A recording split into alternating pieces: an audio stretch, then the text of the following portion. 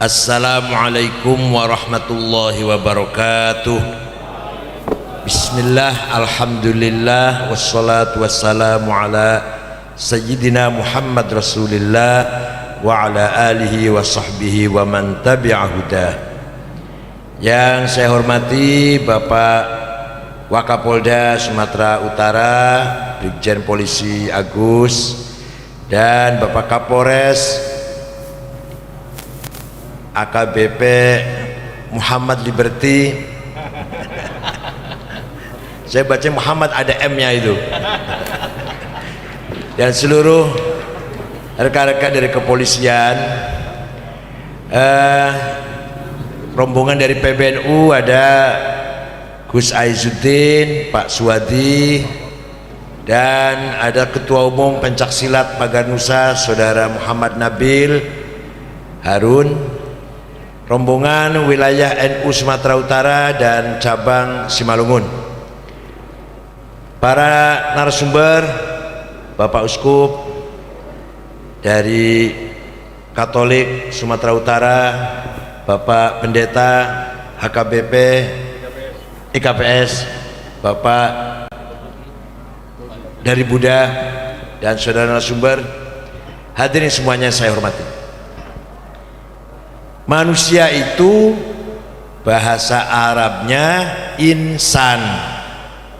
Insan kata benda, kata kerjanya anas, nggak usah ditambah urbaningrum, anas gitu aja.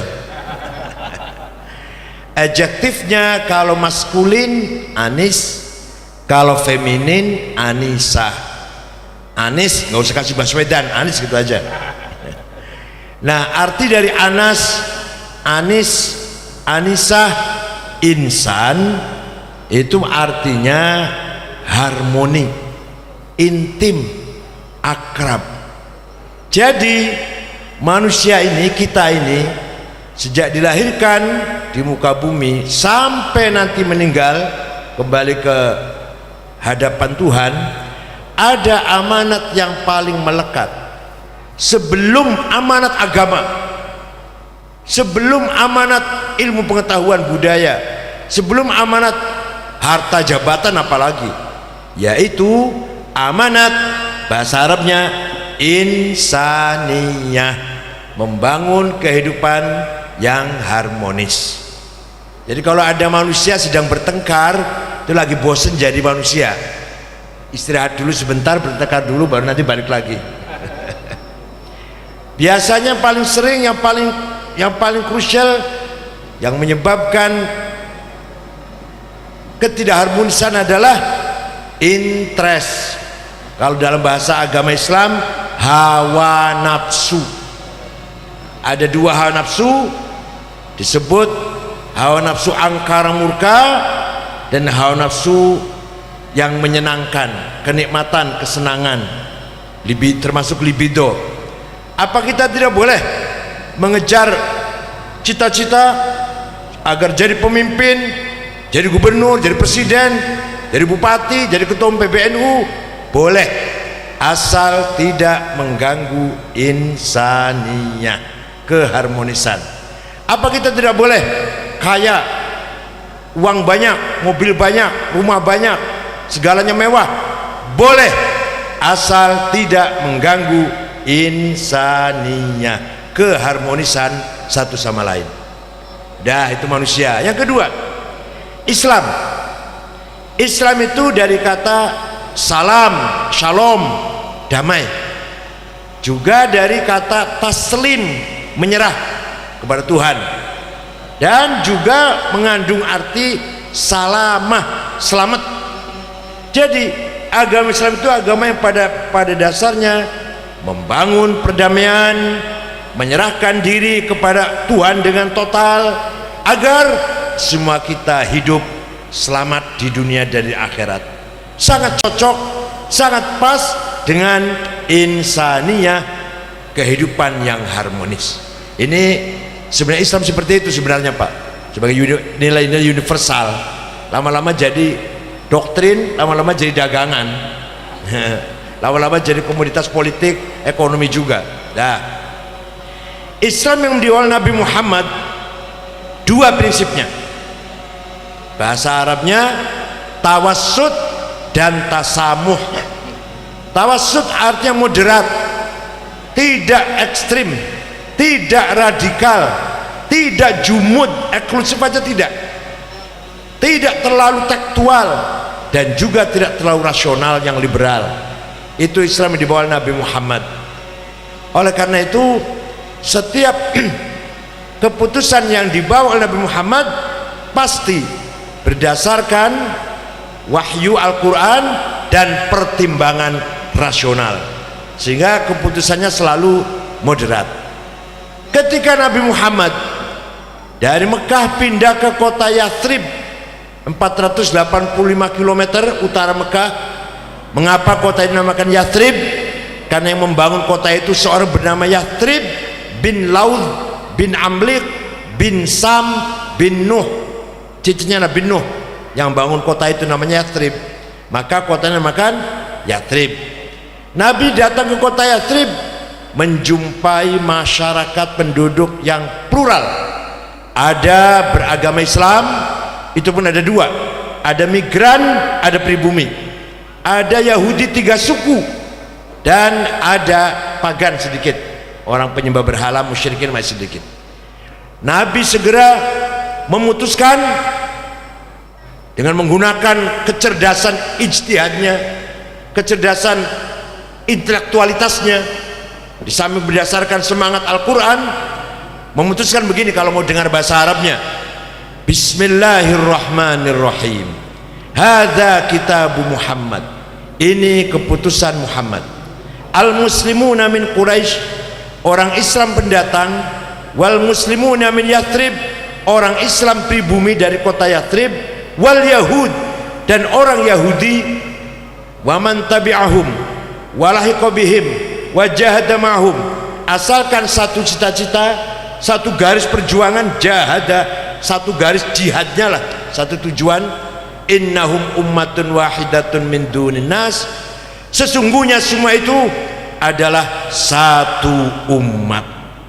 Artinya Nabi Muhammad 15 abad yang lalu telah berhasil membangun sebuah konstitusi modern, sebuah tatanan masyarakat yang berdasarkan konstitusi modern, tidak berdasarkan konstitusi agama, bukan negara Islam, dan tidak berdasarkan konstitusi suku, bukan negara Arab, tapi negara Madinah.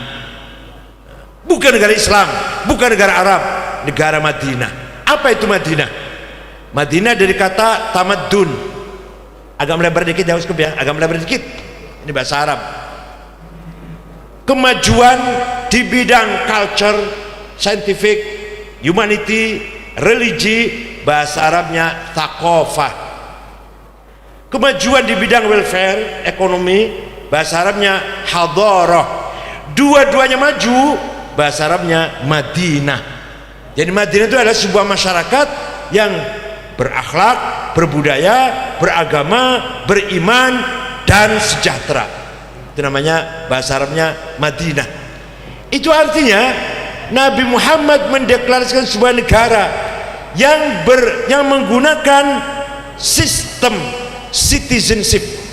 Kalau bahasa Arabnya muwatonah. Semua penduduk negara Madinah diberlakukan sama, di mata hukum sama, diberi pelayanan sama, hak kewajiban sama. Ini 15 abad yang lalu, belum ada PBB, belum ada apa, Amerika masih belum lahir, belum, Inggris masih gelap. Nah, Nabi Muhammad 15 abad yang lalu telah berhasil membangun sistem citizenship, kewarganegaraan. Suatu ketika ini diuji bener nggak Muhammad ini, ada ujiannya. Suatu ketika ada sahabat Nabi membunuh orang Yahudi di pasar, berebut lahan parkir barangkali, atau lahan kaki lima lah, lapak kaki lima lah. Nabi Muhammad marah besar dan menghukum yang pelaku pembunuh tadi, walaupun yang dibunuh non muslim, sambil mengeluarkan statement yang sangat keras, man qatala dhimmiyan fa ana khasmuh, wa man kuntu khasmahu falam yashumma raihatal jannah. Barang siapa membunuh non muslim berurusan dengan saya, berhadapan dengan saya, barang siapa berhadapan dengan saya tidak akan selamat. Ini proteksi Nabi Muhammad terhadap penduduk kota Yathrib, kota Madinah yang non muslim. Itu contoh. Contoh lagi, ada maling ketangkep, yang nangkep Satpol PP-nya namanya Usama bin Zaid bin Harithah. Lapor, ada maling Rasulullah, malingnya perempuan. Ternyata malingnya putra tokoh sahabat besar, namanya Uthman bin Mad'un, bapaknya ini termasuk senior. Jadi gimana? Dilepas saja ya, menjaga nama baiknya bapaknya lah, keluarganya. Nabi marah besar dengan mengatakan, wallahi ya Usama, demi Allah Usama, seandainya maling itu anak kandungku Fatimah, bawa sini, saya akan potong tangan, saya akan menghukumnya. Ini namanya Nabi betul-betul konsisten dengan sistem muatonah kewarganegaraan. Mudah-mudahan yang ini bukan hanya oleh Nabi Muhammad, tapi oleh bapak-bapak kepolisian juga. Siapapun yang salah, anaknya sendiri, saudaranya sendiri, hukum paling berarti. Mudah-mudahan. Begitu pula kejaksaan, mahkamah kehakiman, pengadilan, presiden, panglima, kapolri, wakil presiden, KPK harus punya prinsip, siapapun yang salah saya hukum. Wah, itu apa? Tidak ada solusi. Kolusi enggak ada, KKN enggak ada, KKN. Dan itu namanya sistem, itu namanya muatonah, citizenship, berdasarkan warga negara siapapun, warga negara di depan hukum sama, tidak ada diskriminasi atau keistimewaan kelompok tertentu. Namanya Nabi Muhammad telah berhasil membangun sistem muatonah citizenship. Dan bahkan Nabi Muhammad setiap khutbah Jumat pasti menyampaikan sebuah kalimat ini, dan ini ditiru oleh para khatib-khatib Jumat di Jakarta. Tapi saya yakin mereka nggak paham, hanya bunyi aja. Ya saya yakin, seyakin-yakinnya nggak paham sih. Nabi selalu berkata begini, wala udwana illa 'alal zalimin. Tidak boleh ada permusuhan, terutama penduduk kota Madinah, negara Madinah, kecuali kepada yang melanggar hukum. Tidak boleh ada permusuhan karena alasan beda agama, beda suku, beda budaya, apalagi beda partai politik, apalagi beda pilihan gubernur, apalagi ya nggak boleh menyebabkan itu permusuhan.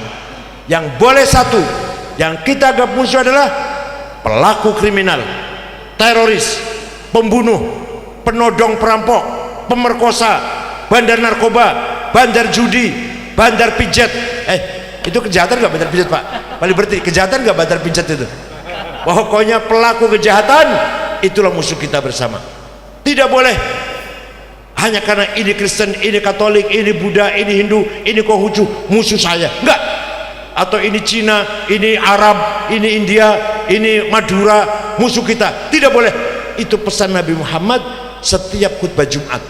Dibunyikan oleh khotib-khotib Jumat di Jakarta, tapi saya yakin mereka tidak paham alias goblok, nggak paham apa artinya itu. Nah, jadi betapa indahnya sistem yang telah dibangun Nabi Muhammad itu.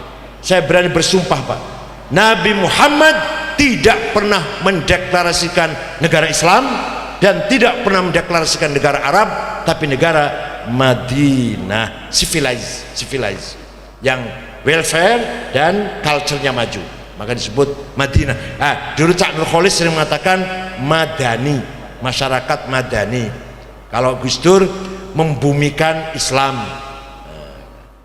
Bapak Ibu sekalian, sekarang Islam Nahdlatul Ulama, Islam Nusantara ini Islam berdasarkan tasamuh, toleran. Yang penting itu dulu kita pegang kesimpulannya. Bisa tasamuh, terwujud toleran kalau berakhlak mulia, kalau berbudi pekerti luhur. Orang itu tidak mungkin menjadi manusia toleran kalau akhlaknya bejat, kalau budi pekertinya rendah, kalau budayanya rendah. Bisa toleran kalau akhlaknya terpuji, mulia akhlaknya. Oleh karena itu Islam Nusantara menjunjung tinggi nilai-nilai moralitas universal, apa tadi, etis ya Bapak yang tadi ya, agama yang dilihat dari sisi etis. Nah, jadi Islam Nusantara Islam yang menghormati budaya, kecuali budaya bertentangan dengan syariat seperti free sex atau minum-minuman keras, itu kita tolak. Selama tidak bertentangan dengan prinsip-prinsip Islam, budaya, local wisdom, tradisi kita hormati. Bukan saja kita hormati, tapi kita jadikan infrastruktur agama. Budaya infrastrukturnya agama. Kalau maksud Islam Nusantara, contoh yang paling gampang contohnya baju batik, kain sarung, budaya, tapi kita gunakan untuk sholat, untuk ngaji, untuk ibadat kepada Tuhan. Berarti budaya kita jadikan infrastruktur agama. Baju batik untuk mengaji, untuk ibadat, untuk sholat ke masjid, berarti budaya baju batik untuk agama. Jangan dibalik salah. Apa? Agama untuk budaya, gamis untuk demo. Yang salah besar itu. Kalau gamis untuk sholat gak apa-apa, gamis untuk demo. Ya kalau hidungnya mancung, hidungnya pesek, pendek, kecil, malah pakai gamis segala, gak pantas belas. Saya di Arab 14 tahun aja gak pernah pakai gamis. Saya belajar Arab 14 tahun, pernah di Mesir, pernah di Jordan, terakhir di Mekah, sampai dapat gelar doktor, pulang bawa anak 14 tahun. Nggak pernah pakai gamis saya. Kalau di rumah sarung, baju koko, baju batik. Itu apa artinya? Budaya kita perkuat, kita pertahankan, menjadi fondasinya agama. Nah, itu contoh yang kecil, itu contoh kecil Pak. Contoh yang agak serius, bagaimana Kiai Haji Hasyim Asy'ari, pendiri NU, kakeknya Gus Dur. Jangan lupa, Kiai Hasyim Asy'ari itu kakeknya Gus Dur. Tahun 1914 sudah memiliki pandangan yang sangat jauh, agenda yang sangat besar, mensinergikan antara nasionalisme dan Islam. Ini sama seperti Wali Songo tadi, seperti para wali tadi. Islam Nusantara, budaya sebagai infrastruktur agama. Hasyim Asy'ari sama, mensinergikan nilai-nilai agama dengan semangat nasionalis. Bahkan itu tahun 14 Pak, tahun 14, jauh sebelum NU dideklarasikan, sebelum NKRI lahir, Hasyim Asy'ari sudah mengatakan begini bahasa Arabnya Pak, hubbul waton minal iman, nasionalisme adalah bagian dari iman kepada Tuhan. Kalau ada orang tidak memiliki semangat nasionalis, imannya kita ragukan. Itu Hasyim Asy'ari itu pendapatnya. Saking terkenalnya ungkapan hubbul waton iman, banyak orang keliru Pak, dikira itu hadis sabda Nabi Muhammad. Itu Hasyim Asy'ari, kakaknya Gus Dur itu yang punya jargon hubbul waton minal iman.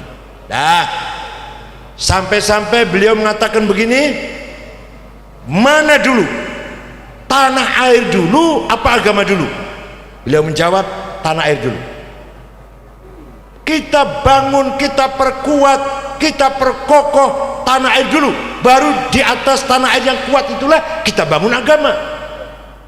Nah kalau tanah air tenang, solid, nyaman, bangun masjid, bangun pesantren, bangun madrasah, bangun rumah sakit Islam, bangun masjid zikir, bangun pertemuan-pertemuan Islam, ya sama dengan bangun gereja, bangun sama lah ya. Jadi Islamnya kata Hasyim Asy'ari begitu, tanah air dulu kita perjuangkan, di atas tanah air yang kokoh, yang kuat, yang solid itulah kita bangun masjid, pesantren, majelis taklim, madrasah.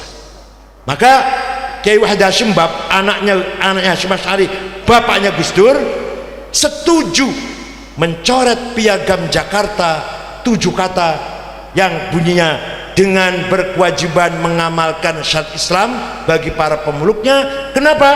Karena demi mendahulukan terwujudnya tanah air yang kokoh. Yang penting merdeka dulu, kuat dulu, nanti itu masalah syariat nanti itu. maka Hasyim Asy'ari Wahid Hasyim bapaknya Gus Dur setuju piagam Jakarta dicoret dari rencana Pancasila itu, Undang-Undang Dasar 45 itu. Itulah peran Nahdlatul Ulama ketika awal-awal kemerdekaan. Apakah itu bertentangan dengan nilai agama Islam? Justru sebaliknya, itulah yang pas, yaitulah yang benar. Dibuktikannya sekarang. Kebenaran Hasyim Asy'ari dibuktikan sekarang. Afghanistan 100% Muslim, perang terus. Irak semuanya Islam yang perang, yang Kristen nggak perang. Kan di sana juga banyak Kristen, Pak, nggak perang tuh. Yang perang Islam sudah 1,5 juta yang mati. Suriah sudah 500.000 yang mati. Ada ulama besar namanya Syekh Ramadan Al-Buti sedang ngajar di masjid, dibom, ya mati. Oh, dibom, jamaahnya mati semua. Masjid sedang ngaji tafsir, sedang baca tafsir, kiai besar itu Ramadan Al-Buti dibunuh oleh orang Islam sendiri. Yaman sudah 50.000, Libya belum selesai, Somali berantakan. Mengapa? Gampangannya begini, gampangannya karena tidak punya prinsip hubbul waton minal iman, tidak memiliki prinsip bahwa nasionalisme itu bagian dari agama. Jadi mereka dengan agama mereka perang saudara, hanya berdasarkan agama mereka sesama Irak, sesama Afghanistan, sesama Syria, perang tidak pernah berakhir, belum pernah. Nah, kapan berakhirnya? Sangat-sangat mengerikan sekaligus juga memalukan. Islam Timur Tengah habis karakternya, habis nilai martabatnya, habis budayanya. Islam yang tidak berbudaya, tidak berkarakter. Tinggal satu, Islam Indonesia, yaitu Islam Nusantara, yaitu Islam Nahdlatul Ulama. Terima kasih. Wassalamualaikum warahmatullahi wabarakatuh. Ya, terima kasih.